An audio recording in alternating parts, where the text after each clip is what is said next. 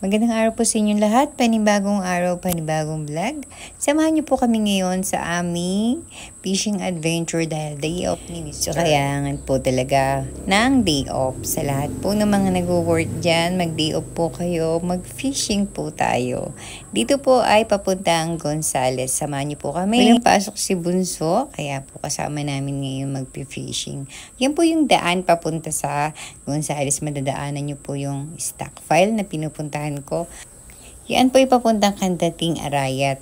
So, nandito tayo sa spot, guys. Nakapag-set up na po ako dyan at si Mr. nag-ayos ng payong. Andiyan na po ang dalawa nating senior na si Babang Paul at ang kanyang kaibigan. Maaga po sila nag-spot dyan. Dumating po kami dyan ng mga 8. Ang sabi po nila, Babang Paul, wala daw pong kagat. Wala po silang huli. So, andyan din po ang kananay sa kabila ng spot na yan, yung tinatawag po na Gonzales. Ayan po. At a few moments later,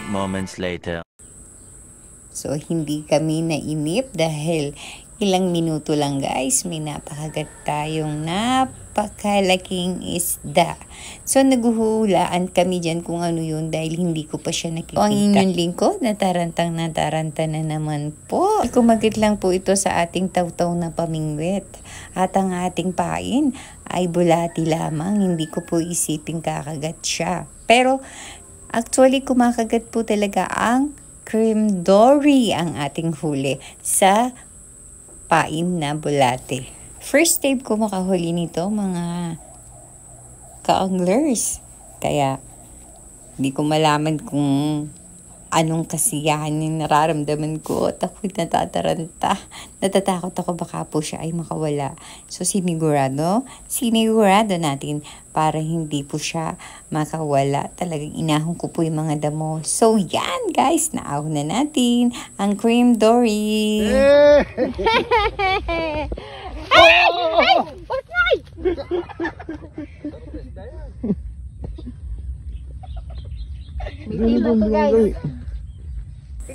So dahil first time ko, i-flex ko uli ang ating huli na cream dory.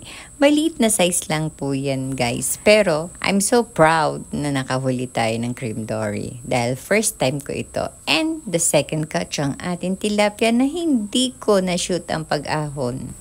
So guys, pakikibakan na naman itong ating video na ito.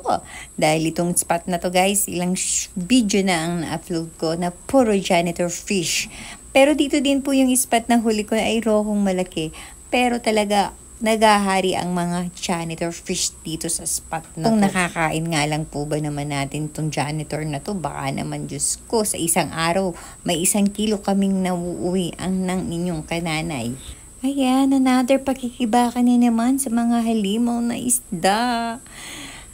Naka-4 po tayong janitor fish na naahawon dyan. Meron yatang tatay, nanay, tiyahin. Ang lalaki nila, guys. So, ang huli ko dyan, guys, hindi ko na pinakita isa janitor fish. Sumunod na naman na video natin, guys. Isa janitor fish na naman. Ewan ko ba, bakit ang daming janitor dito sa lugar na to? Kawawa naman yung mga tunay na isda na pwede natin kainin at kinakain din nila. And mabait ang Lord sa atin dahil binigyan pa tayo ng isang 5-finger na tilapyang tunay. So si Mr. tuwan-tuwa sa ating huling 5-finger na tilapia. Nakapag-lunch na kami dyan, guys. Magpapaalam na kami sa ating first spot.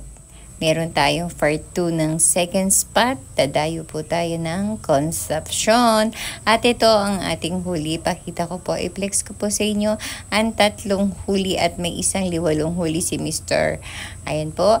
Thank you for watching. God bless us all. Huli po ang inyong likod na si Hailin.